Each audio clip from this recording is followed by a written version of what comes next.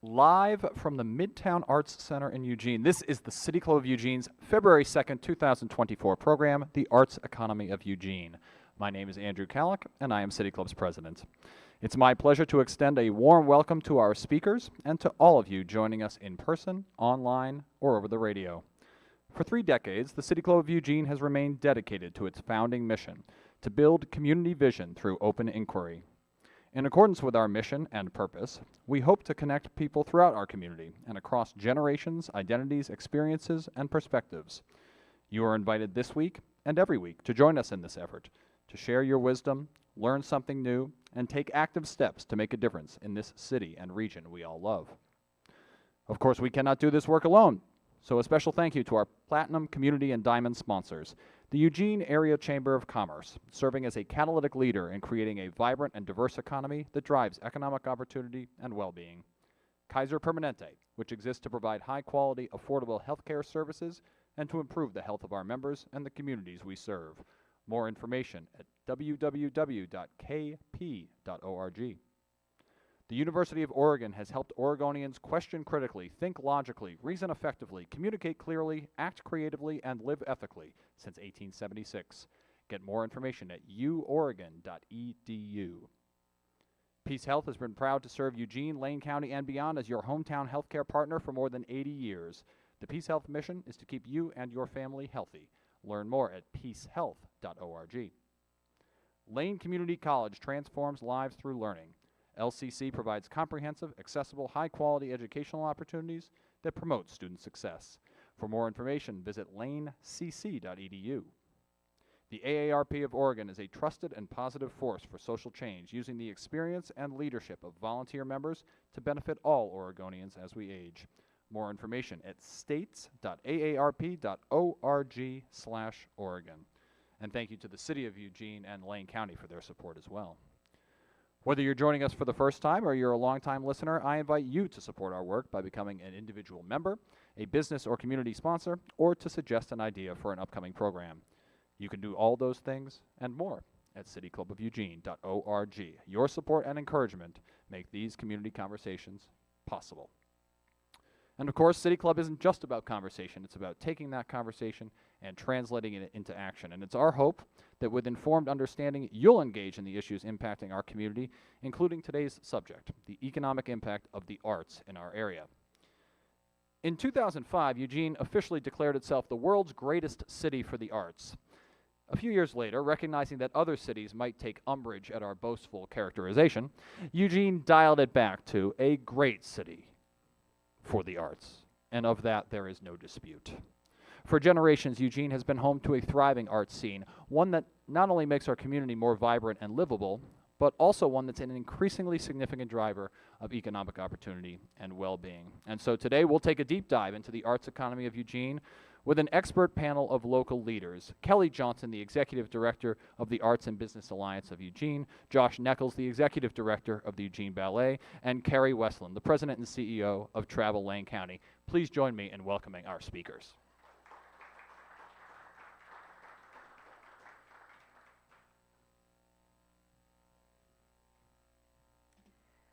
Thank you all so much for having me here today.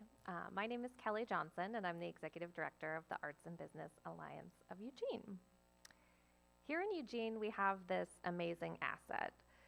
It draws people out of their homes, it sparks conversation and curiosity and connection, and it also sparks spending across multiple industries, creates jobs, and attracts visitors, and that asset is our local arts and culture sector.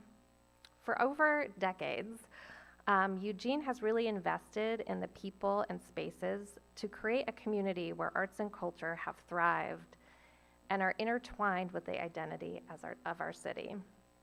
I want you all to take a minute to think about what keeps you in Eugene or what drew you to live here. As you start building this list in your brain, you might think about the beautiful surroundings, the ease of getting around the city, and I bet for many of you, arts and culture are part of that list. And you wouldn't be alone. In 2022, the City of Eugene conducted a community survey. And when asked what makes Eugene special, the top responses were community and culture. listing items like arts, culture, the Holt Center, the Vibe. We have something truly special here in Eugene that we've all had a role in creating, and we all have a role in maintaining. Arts and culture do so much for our community. They lift us up in so many ways. But one way that is sometimes overlooked is the economic impact that arts have right here in our community. And today, we're going to talk about a year-long study that we did to uncover the economic impact that nonprofit arts and culture have here in Eugene. This study was called the Arts and Economic Prosperity Study, and it was designed by Americans for the Arts. Americans for the Arts is the national research and advocacy organization that we have here in America, and they've been doing this research for over 30 years. Eugene has actually been a part of this research several times, this being our third time, and we were really eager to participate this go-round because we wanted to see how our sector was rebounding after a time of COVID. We wanted to be able to demonstrate how the health of our local arts sector is connected to our local economy. So I want to tell you a little bit more about how this study works. It uses two sets of data to determine economic impact. The first set of data investigates audience spending. So we attended a wide range of events, from events at the Holt Center to the JSMA, Eugene Ballet, so many different events that we went to over the year. And we had nearly 1,000 community members fill out a quick survey about their related spending to the event that they were attending. The other set of data was looking at how nonprofit arts and culture organizations spend money in the community. So we had about 90 organizations filled out a detailed questionnaire about how they spend money in the community. This includes how many people they employ, what kind of services they buy, such as hiring an accountant or a website developer. And then they pull these two sets of data together to generate some of the stats we're going to share with you today. We are only going to share a certain amount of the data today, but if you are super interested and nerdy like me, you can go to our website and see the full report on the Economic Impact tab, and our website is artsbusinessalliance.org. Now, before we get too nerdy on the economic data today, I want to talk a little bit more about how our community feels about arts. And there were some questions on the surveys that really got to this, how our fellow Eugenians feel about art. 73% of the people surveyed said that the arts help them understand better cultures. By experiencing arts and culture, we become more empathetic, and this builds a more welcoming community. 90% of people said the venue or event that they were attending filled them with a deep sense of community pride, showcasing how the arts unify our community. So with stats like this, it is crystal clear that the arts play a role that is unifying, bridges gaps, and ignites a sense of community pride. And this is just the foundation of what arts do to our community. Now let's get into the economic impact. So the overall economic impact of the nonprofit arts and culture sector in Eugene is staggering at about $124 million in a year. That's huge. When comparing other cities in this study that have a similar population, cities like Salem, Oregon, Tacoma, Washington, Boulder, Colorado, Eugene stands out with 4 times the median economic impact of similarly sized cities. That economic impact translates into jobs. Here in Eugene, 2,700 jobs in nonprofit arts and culture. That would be the equivalent of some of our local workforce's largest employers. So whether you're looking at the financial impact or the size of the workforce, it's evident that the arts sector is a bigger chunk of our local economy than one might originally think of. Now let's take a little bit of a closer look at our audience numbers that are coming to arts and culture experiences. Arts and culture do a great job of pulling us out of our homes, getting us into community. You know, arts and culture experiences are memory makers. I'm sure many of of you in this room can think of a tradition around arts and culture, such as seeing the Nutcracker with your family every year, or just a memorable night out. So whether you're going to the Shed or the Very Little Theater or the Wow Hall, you might go out to dinner, you might pay for parking, you might get your hair done or buy a new outfit. The arts and culture event sparks spending in all of these different industries in Eugene. This study showed we had over 1 million attendees at arts events in just 1 year. And with a town with a population of 170,000, that means people are going to more than one experience per year, and it means we are drawing people into our community to see our local art scene, which is amazing. The attendees and this audience spending was about $33 million of that $124 million. The average person spends about $30 per person per event, and this is above the ticket price of that event. Again, really showcasing that ripple effect that arts and culture have out into the economy. So let's dive a little bit deeper into who's coming to those events.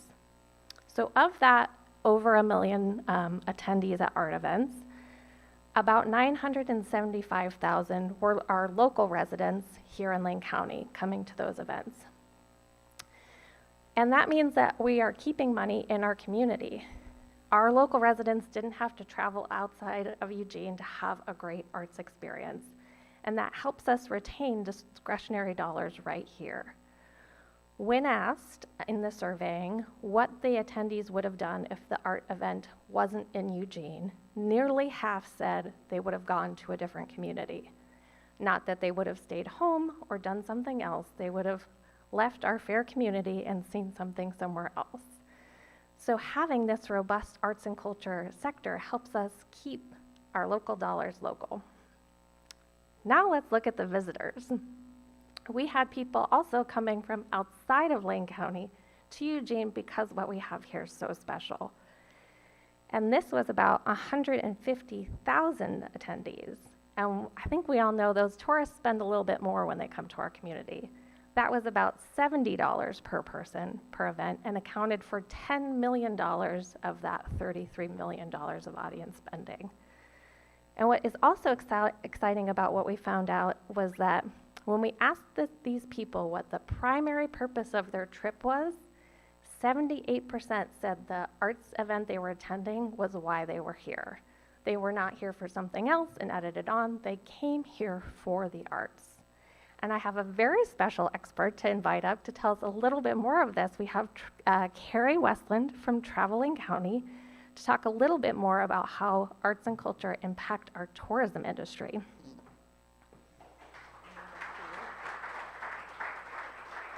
Thank you, Kelly. Thank you so much for the opportunity to talk about the importance of our vibrant cultural arts offering to our reputation as a visitor destination and a strong contributor to how people see and think about Eugene. Travel Lane County's job is to help grow our visitor economy, which supports many of the things we love about where we live.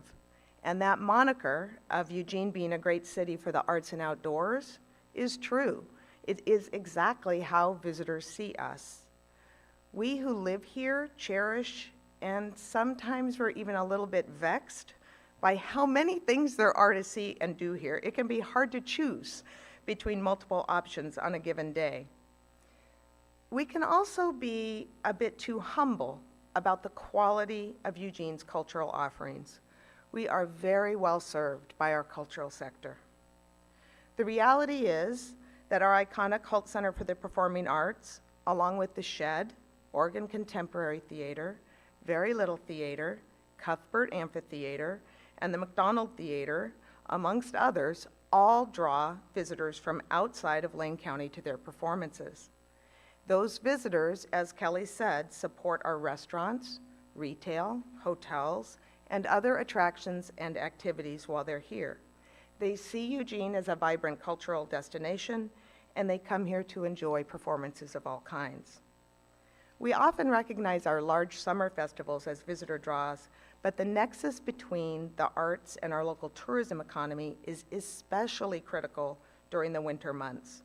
Without enough indoor convention or sports tournament space to make up for our iffy weather, cultural arts are a significant winter draw when we very much need visitors and their spending to support our local businesses. Those visitors help to support the cultural arts offerings that we cherish and are a key part of the revenue mix for restaurants, which cannot survive on resident spending alone. Winter is a lean season for restaurants. Our economy and our culture are like a woven fabric with many individual strands. Visitors help support many of the things we love about where we live, including our cultural arts. Visitors to Lane County deliver $1.1 billion in direct new spending to our countywide economy each year. The City of Eugene's lodging tax on hotels and vacation rentals goes entirely to its Cultural Services Subfund to support the HALT, the Cuthbert, community events, murals, and grants to small arts organizations. Travel Lane County's work is funded by Lane County, which reinvests county lodging tax into growing the visitor economy and supporting visitor-related programs, services, and venues like the Lane Event Center. As part of our work, Travel Lane County promotes Eugene's cultural vibrancy to a 500-mile drive market and those cities served by the Eugene Airport through digital advertising. More than 1 million unique visitors come to our website annually, and our events page is our most visited page on our site. So events are supporting our work in drawing visitors here, and visitors support our events, along with other strands of our economic fabric. Travel Lane County's events page is very popular with residents too, and you can sign up for a weekly emailed events calendar by visiting our website at eugenecascadescoast.org/events. Visitors' patronage of cultural arts in Eugene benefits our shared quality of life and supports a healthy local economy. So should you meet someone from outside the area at a cultural event, give them a warm welcome to our great city. Encourage a return visit and share your best advice on where to eat and shop as well. Thank you.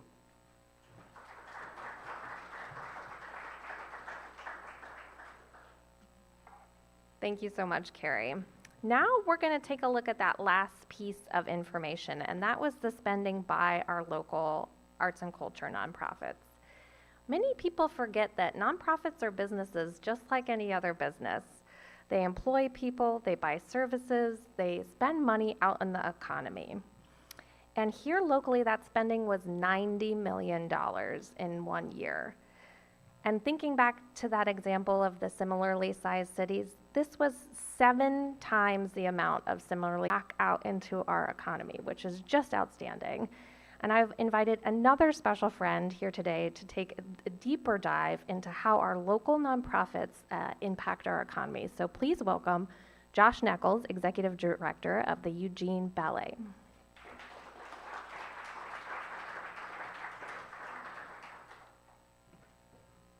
Thank you, Kelly, and thank you, City Club, for allowing Eugene Ballet to host you here in the Midtown Arts Center, and for encouraging us to talk about the power and significance arts and culture play in our community. Where the AEP study reports on an entire sector, I hope to supply a snapshot of how Eugene Ballet's activities within our sector directly impact our shared economic landscape. Eugene Ballet, by default, is a nonprofit arts organization that is currently in the midst of our 45th season here in Eugene. We are one of the leading professional residential ballet companies in the Pacific Northwest, providing 5 full-scale collaborative productions with over 20 performances each season. We are recognized as one of the 4 resident companies of the Holt Center and annually provide direct service to over 20,000 audience members here in Eugene. So far this season, to touch on Carrie's point, over 25% of the tickets sold to our performances are from outside of Lane County.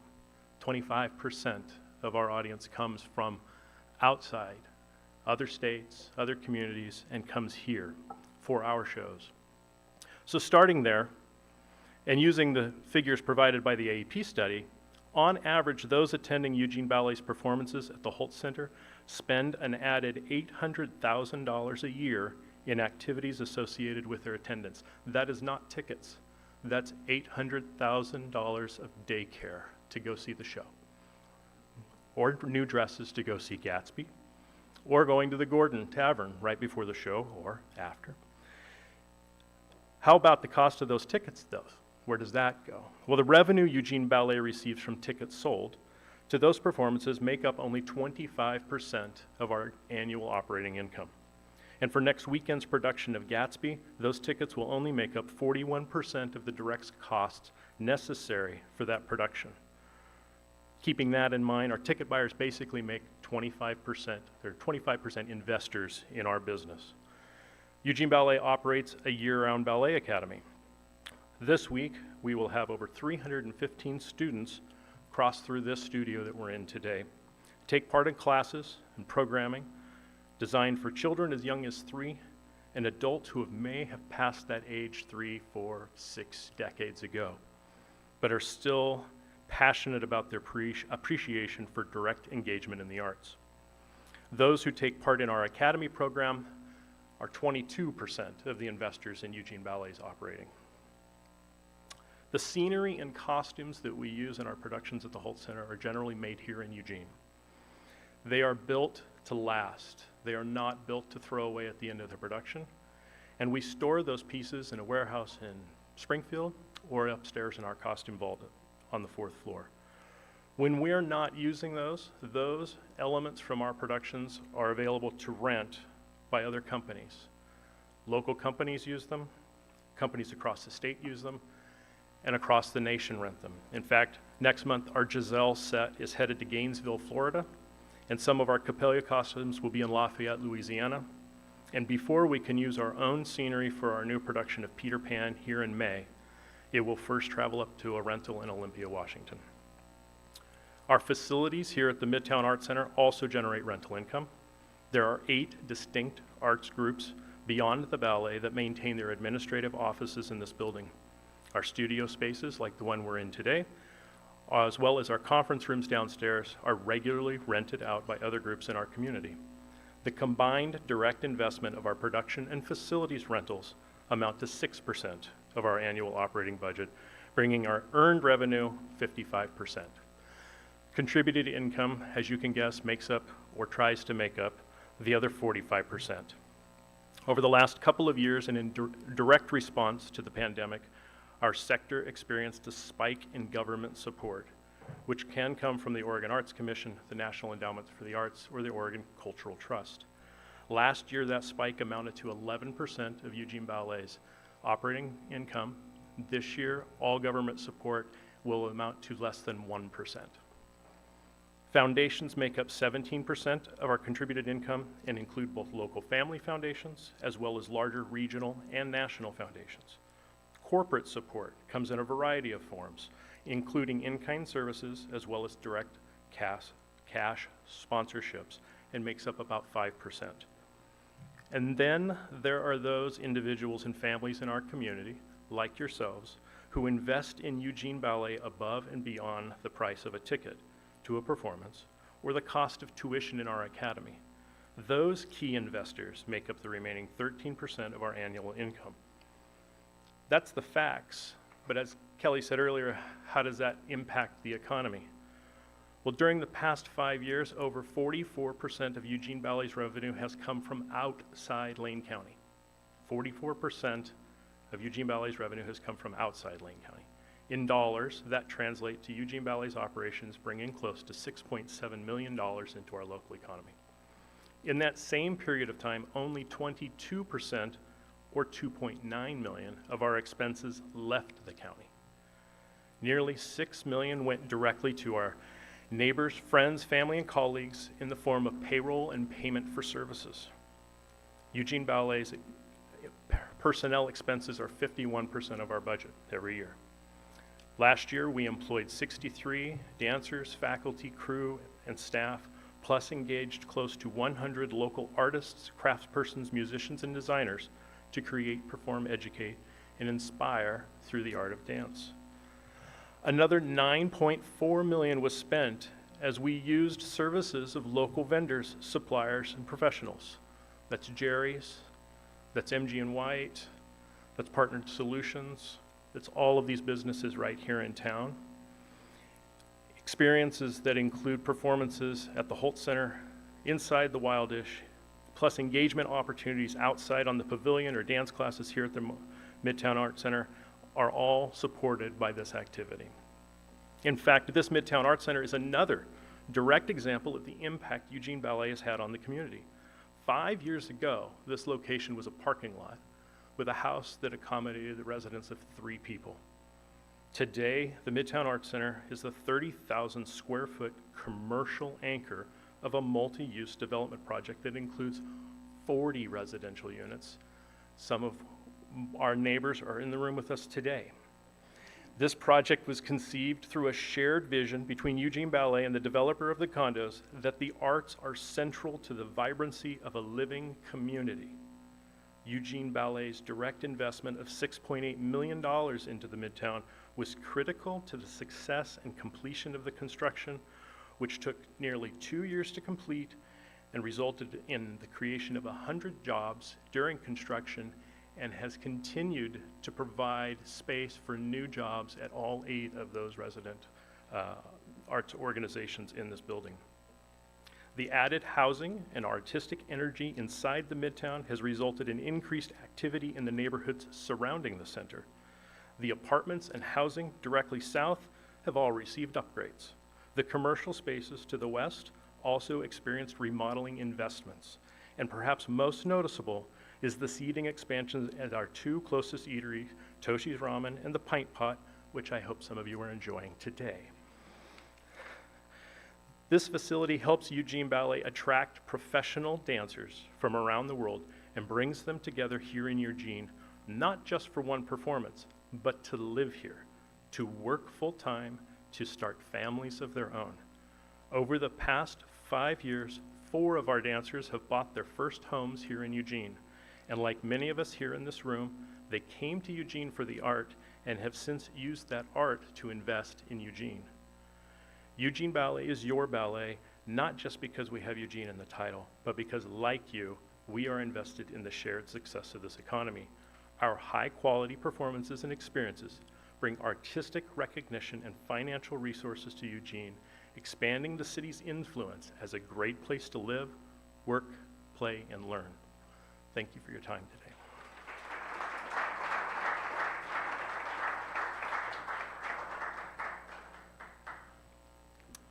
As we wrap up and make time for some question and answer, I hope we made you think a little bit differently about the role that arts and culture play in our community. Over time, we have invested as individuals, businesses, municipalities in building this amazing asset. The effects we see today in this robust economic impact are the result of that decades of investment. I hope we inspired you to take some action, whether that is attending your favorite show, and there's lots of them coming up, or by exploring something new. Maybe making a donation to your local arts organizations or using your voice to advocate for the arts. There is actually a bill being considered this session at the state legislature to advocate for arts support. So I just ask that you get curious about our arts sector, and instead of thinking of the arts as just something nice to have, you start recognizing them as the economic engine that they are. Thank you.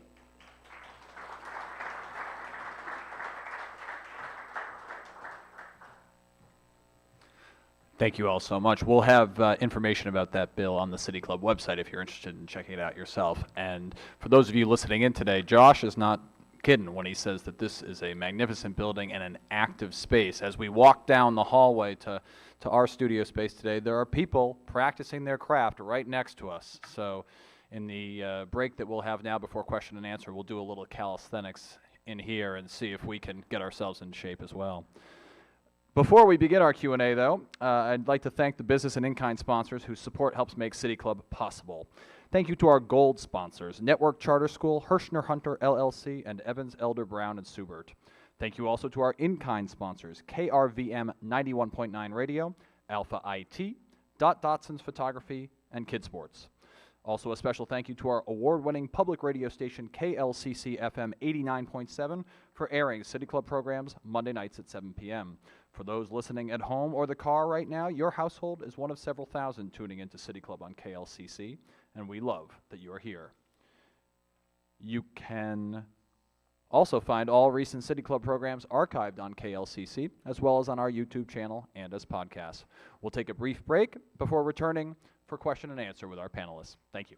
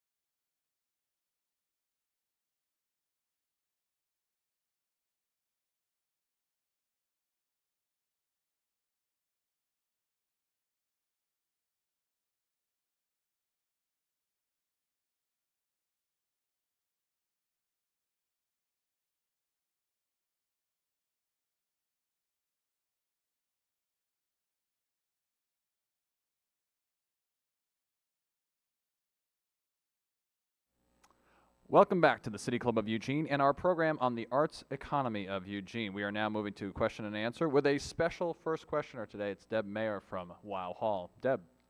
Hi, thanks so much for that opportunity. As I listen to all the speakers, it becomes really clear to me that what we're really talking about is a community ecosystem, and that everybody is interrelated, everybody has a role to play. As we begin to look at the future, the question that I would have for you is, in what ways do you envision enhanced cultural collaborations to create better synergies? Well, I'll start and then I'll pass it and see if any of my friends want to jump in here. But I really think there's opportunity, especially having Carrie here from Travel Lane County, to think about Eugene as a tourist destination for our region, and pairing some collaborations of our local arts together in that kind of co-marketing arena, I think would be really powerful. So getting people down here not for just one night, but to see multiple shows. So if they were coming for the ballet, let's also get them to see the JSMA, or kind of pairing that kind of synergy together and showing all the assets that we have. Either of you? On the collaborative front, getting the different groups to work together, Eugene Ballet does that pretty much on every show. And so for Gatsby next week, we are using both Orchestra Next and us to put that show on. We're bringing in artists for that in the band to highlight and get more people into town. But I would also say that there are other opportunities in the way that we have collaborated with Lane Arts, with Insta Ballet, in trying to get our dancers and exposure to our art form out on First Friday Art Walks, trying to tie those together with bringing people in here to the Midtown Arts Center for the gallery downstairs. So I think there's other opportunities where we can work together to create a larger project than what we would do on our own. Thanks for the question, Deb. It's a great one, and you're such a welcome addition to the community as the lead at Wow Hall, bringing Wow Hall even more into the mix. It's really struck me in the 27 years I've been at Travel Lane County how collaborative our arts sector already is. But at Travel Lane County in particular, we're really looking at some of these metrics and reaching out to arts organizations to see how many patrons are coming from outside the area and how we might collaboratively market these cultural events, as I spoke about in my comments, to really draw more visitors here in the wintertime and provide those important patrons. So patron tickets are probably never going to cover operating expenses. We all just got a great education from Josh. That was a very, very informative talk that he gave. But nonetheless, every ticket sold is really important revenue and really important support. So if you're on the fence about whether to get out of the house and go see something, just know that that patronage, no matter how inexpensive or expensive the ticket, is really important, and so is the energy. So the more visitors that we can bring to the area to support these great cultural events, the better off our performing events are, and the better off our overall economy is. And then just one last plug for Arts and Business Alliance of Eugene, because they've just published their annual digital arts guide, and that's another form of collaboration and synergy, and really encourage people to take a look at. You just can't believe how many arts businesses there are, and ABAE's done a great job at starting to catalog those for all of us. Next question. Hi, Larissa Ennis with the University of Oregon, a City Club sponsor. I have a question about volunteerism and volunteering. I think we know that the nonprofit arts sector relies on volunteers to serve on boards, as well as fulfill sometimes operational roles that our organizations cannot afford to pay for. And I also know that we're having some challenges finding new volunteers, and that people who have volunteered for a long time, including myself, we're kind of reaching our limit. We're a little bit tapped out and need a break. So I'd love to hear from all of you about your thoughts on volunteerism, how we can get more volunteers, cultivate them, in addition to people showing up to attend and experience and appreciate. How can we give that commitment to this community? Well, thank you, Larissa, for that question. And you asked about some of the data points that I don't have memorized, but there was some data in the report about the number of volunteers and volunteer hours and the amount, the value of that within this study, which was really an important thing because we do have a lot of people that are very dedicated to the arts and support our organizations. We actually have a lot of organizations that are fully volunteer run in our community. But that is a great point about reaching out to next generation of art volunteers, patrons is really important, and making sure that those positions are refreshed, new people are getting in. But I will say that that information is in the study. I just don't have it memorized. 3,800 volunteers, 186,000 hours valued at $6 million. These are the numbers in Kelly's report. Thanks, Kelly. I would add from the ballet's perspective is that, yes, our board, we have members that have been on it for a very long time, multiple decades, and we've had some that just joined within the last year. Most of our volunteer base comes from the parents and the students of the academy, so we utilize their forces when we can, whether that's selling in the lobby, advocating for us. But I will say that the 2-year hiatus of pandemic relations took the sales out of a lot of volunteers. I know that our gala committee was 20-something plus with 3.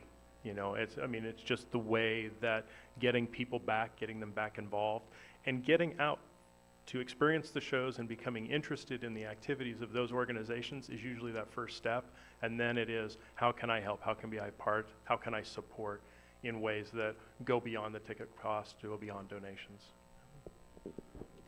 It's such a great question, Larissa, and it's interesting because we do some work on the sports side too, and we're hearing similar challenges on the sports side. And one of the recent conversations we had around track and field in particular was a recognition that it may be, as we always are trying to attract young volunteers into the fold, but maybe we should be focusing on those of us just tipping out of full-time careers, because we are really the people who have more time. And so it may be just a little bit more laser focus on exactly who we're inviting into the volunteer fold, and a little more realism around some of those age demographics that we've always been sensitive to, because we always want the future and we're always looking for youth, but those young people are very, very busy.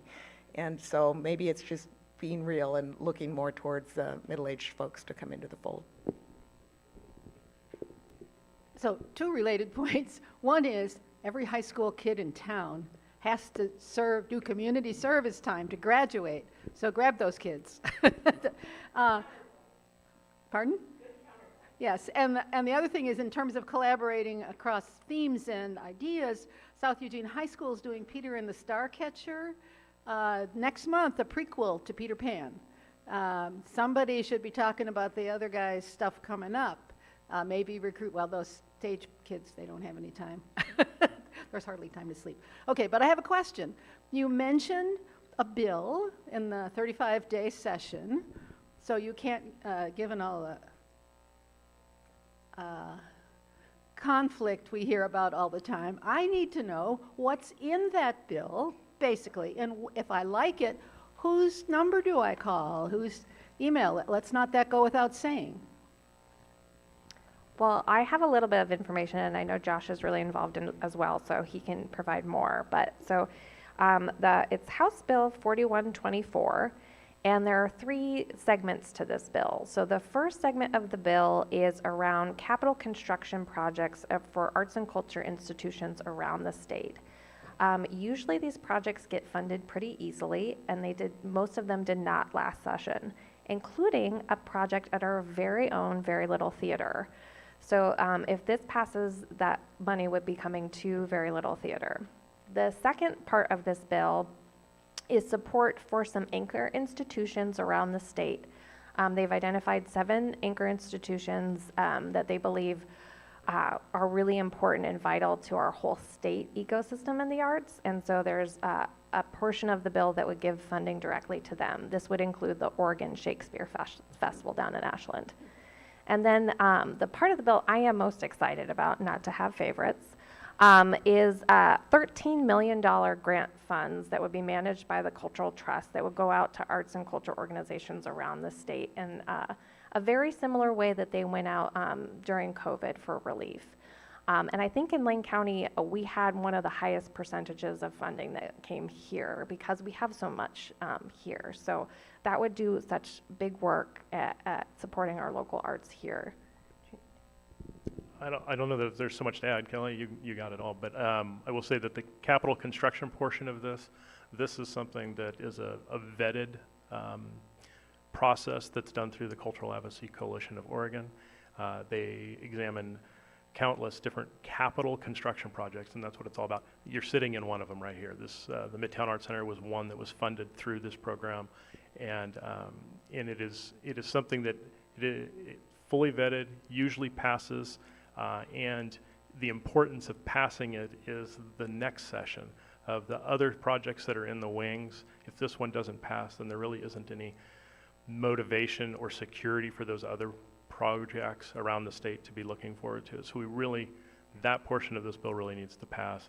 Yes, I'm selfish too, and Eugene Ballet would be a recipient of the last 13 million of this, but that's.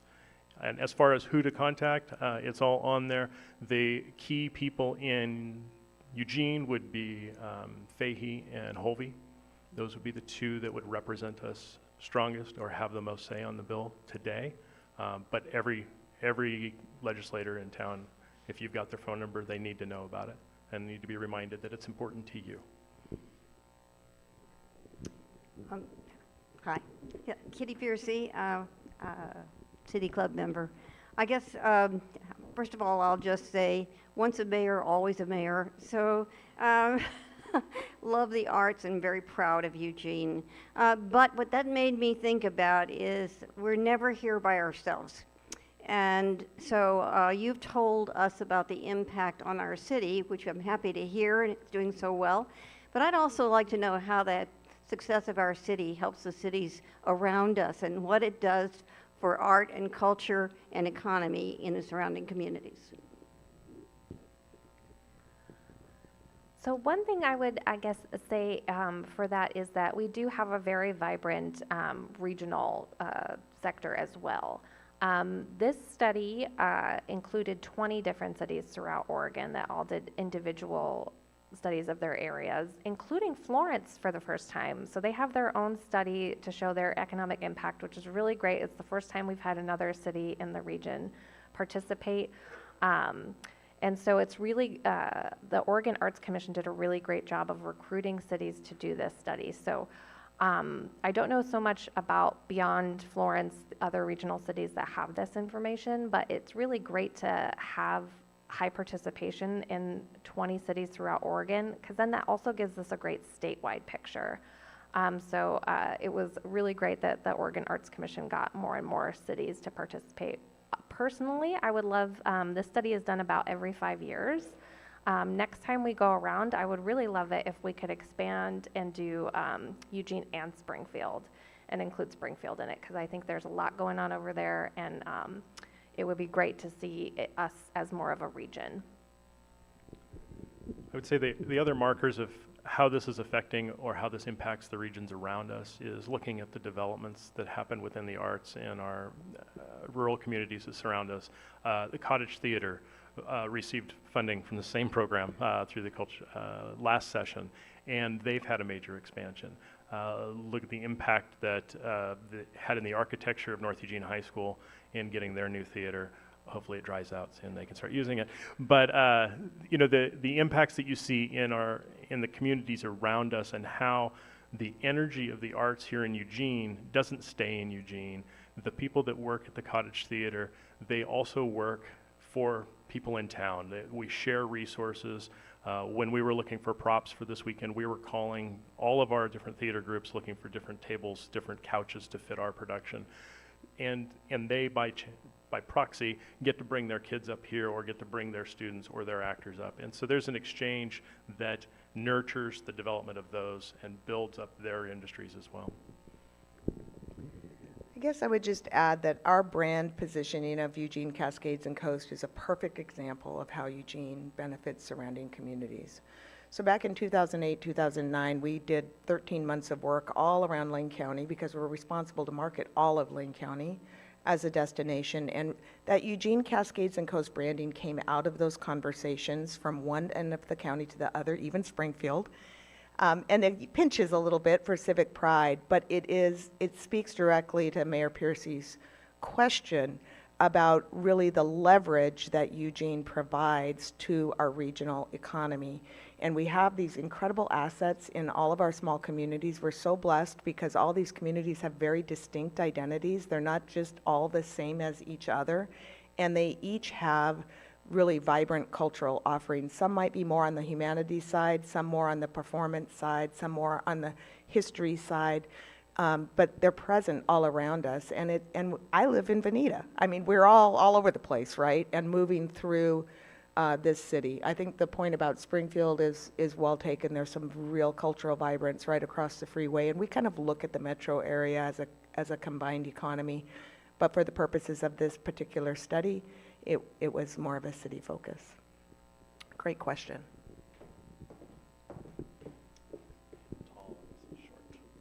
I have three interrelated or related questions. The first one is, how much tax revenue does the transient lodging for Lane and Eugene generate? What's the split between the two? And then also, how much of that comes from traditional lodging, and then how much of that comes from vacation or short-term rentals? And lastly, could you elaborate on how it's used? I know you mentioned some of that, but could you provide a specific example or more detail? Those are great questions. And I'll do my best to answer them. And I'm going to answer them minus the brand new 2% county tax that just started last January, because I can answer it more comprehensively without that. So just know that in addition to the numbers I'm going to share, the county just implemented a new 2% lodging tax incremental on top beginning last January. About $18 million a year in total. About 51% of lodging tax, which means 51% of lodging revenue, comes into the city through the city of Eugene, through the geopolitical boundaries of Eugene, half, because this is where most of the infrastructure is. So that's inclusive of hotels and vacation rentals. Another 26 or 27% comes in through Springfield. So in any given year, in a typical year, it's 76 to 78% of lodging revenue, and therefore lodging tax, is coming in through the metro area. Florence is interesting. Probably about 12% of lodging tax, but closer to 20% of visitor spending because of the day recreation that takes place at the coast. So they're a big player in our tourism product. And when we're talking about outdoor recreation, there's a lot of points of commerce associated with the dunes and different things to see and do at the coast. Not as much lodging stock, and a lot of us are over there playing. So we're more than 50 miles away from Florence, so we're a visitor spend in their economy. So little less percentage of overnight stay. So how does it get used? 4 cities keep percentages of the tax in their communities. That's Eugene and Springfield. Those 2 cities keep 4.5% of what was a 10% or 8% and now is a 10% tax.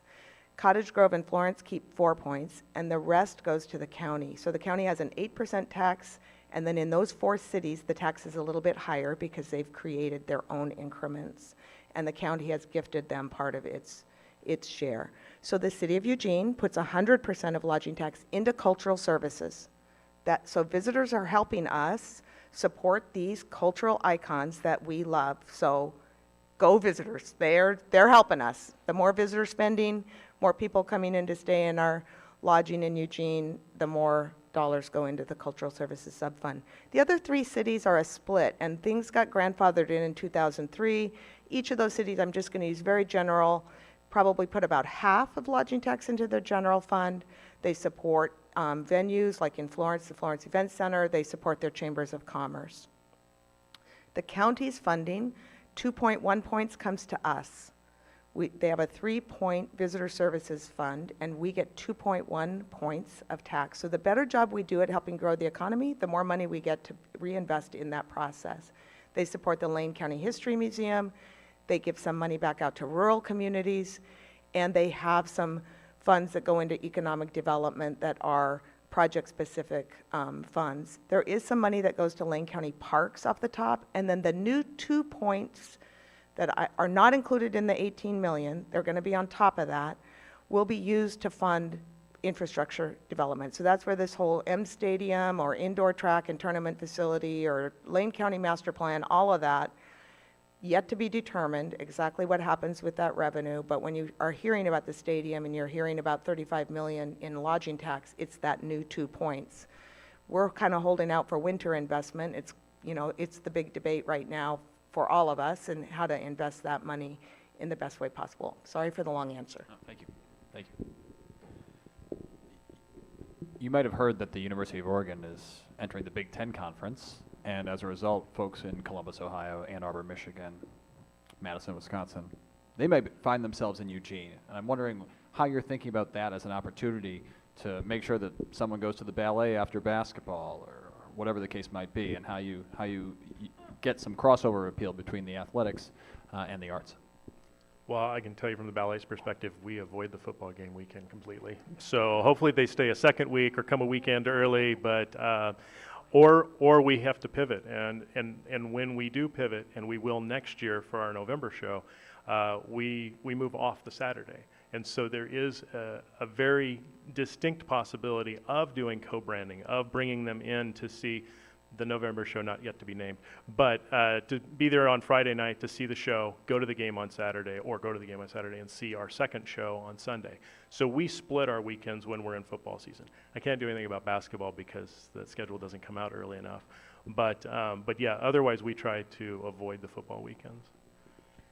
We're hearing that people are really interested in coming. So I think there is opportunity for people in the community who might want to do those once a year vacation rental kind of things. They may want to be thinking about this and taking advantage of this and helping us host these people, because as our hotels fill, we only have about 3,500 hotel rooms, and we have a 60,000 seat football stadium and a 12,500 seat track stadium. So we welcome the support when people want to help host. But really, we are reaching out to those markets. To answer your question directly, those markets are they're entering our target sphere, and we do think that we're going to have a lot of new visitors. And I can tell you from having participated in the hosting of these big track meets for so many years, when people come here, they fall in love with us, and they come back again and again and again, and we hope that we make many new friends in the Big Ten and they become regular visitors.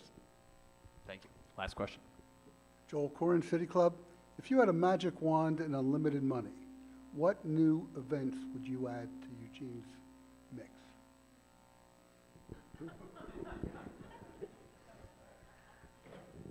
Mine is not an event, but maybe some more infrastructure. So our city is growing really, really fast, and we have beautiful and wonderful venues, but I think we need more of them. So if I had a magic wand and unlimited money, I would build a 1,000-seat performance space to be a middle ground between the wonderful spaces we have at the Holt Center, and that could be a really nice kind of group or a venue for more community groups to use. So that's what I would do.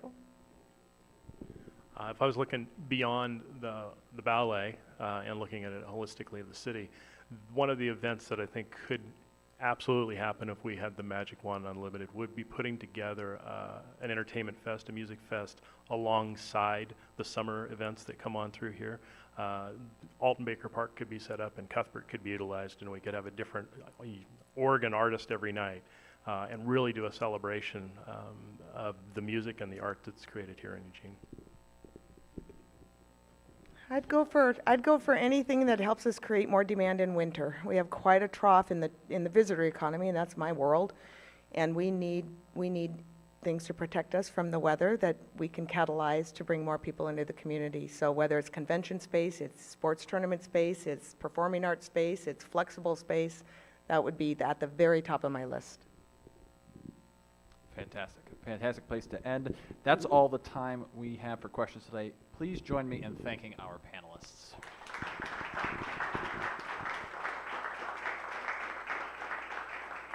This has been our February 2nd conversation at the City Club of Eugene. Next Friday, we'll be back home at the Inn at the Fifth, the Maple Room, for a conversation with leaders from the Ballmer Institute for Children's Behavioral Health at the University of Oregon.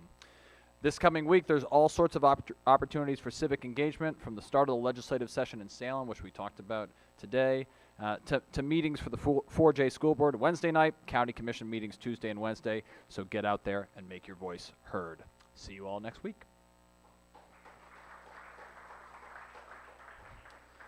And one public service announcement. If you have a name tag, drop it off at the table downstairs on your way out. Thank you all so much.